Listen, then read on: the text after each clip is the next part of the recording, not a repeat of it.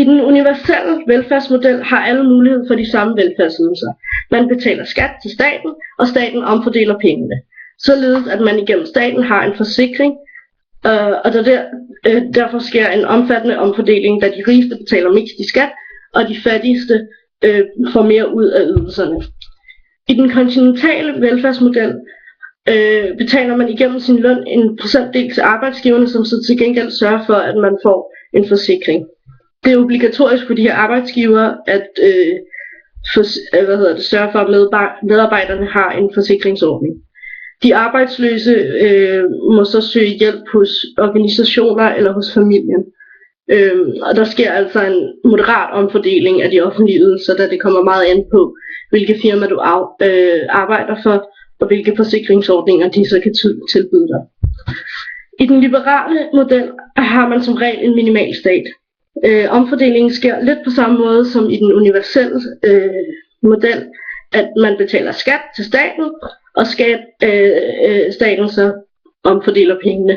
Skatten i de her lande er så bare meget, meget lav, og det vil sige, at der bliver sørget for en minimums levestandard, således at de lavere stillede i samfundet kan få nogle offentlige ydelser.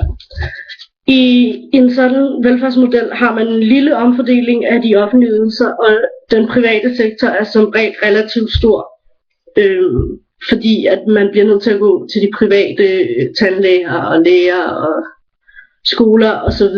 for at få uddannelse og lægehjælp.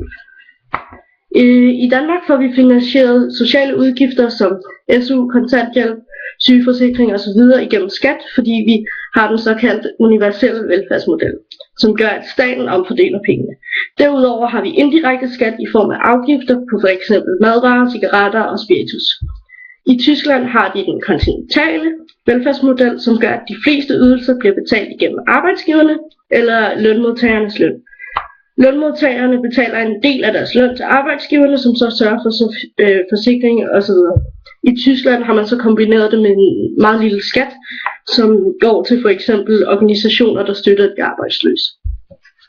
Den sidste model, den liberale, finder vi i for eksempel USA, hvor de sociale ydelser simpelthen bare er lavere.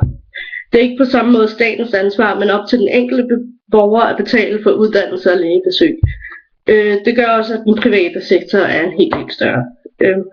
Fordelen ved den universelle model er, at vi har et meget lige samfund, hvor alle får en lige stor del af kagen, men ulempen kan så være, at hvis man har nogen, der nasser på systemet, eller hvis det lige pludselig kan betale sig slet ikke at arbejde, så har vi alligevel ikke et så lige samfund, fordi det så er de højt uddannede og de højt stillede, der driver samfundet. I Tyskland,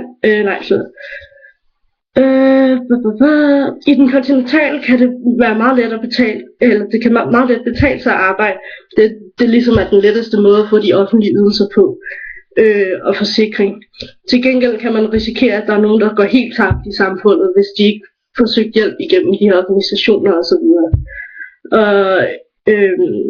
I den liberale model har man mulighed for selv at vælge, og staten går kun ind, hvis det er et nødstilfælde, hvis man ikke har mulighed for selv at komme videre. Og ulempen kan så være de her meget store uligheder, fordi nogen tjener kassen og bare kan beholde pengene, mens andre ikke har mulighed for nogle gode jobs og ikke har mulighed for at på den måde spare op og få en forsikring.